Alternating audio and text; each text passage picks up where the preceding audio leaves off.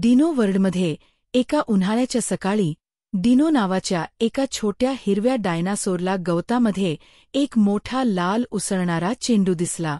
वाह, हे काय आहे? डिनो हसला. त्याने त्याच्या नाकाने त्याला हलकेच धक्का दिला. बोईंग! चेंडू हवेत उंच उसळला. डिनोने त्याचे छोटे हात टाळ्या वाजवले. या, चला खेळूया.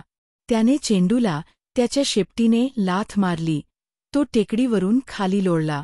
डिनो त्याच्या मागे धावला, संपूर्ण मार्ग हसत. लवकरच त्याचे मित्रही त्यात सामील झाले. त्यांनी चेंडू उसळला, गुंडाळला आणि पुढे मागे फेकला. ते कॅच खेळले. टेल सॉकर नावाचा एक खेळ बनवला आणि मोठ्या आवाजात तो नदीवर उसळला.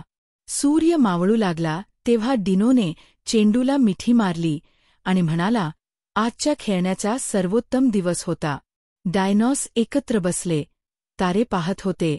उद्याच्या खेळांची स्वप्ने पाहत होते.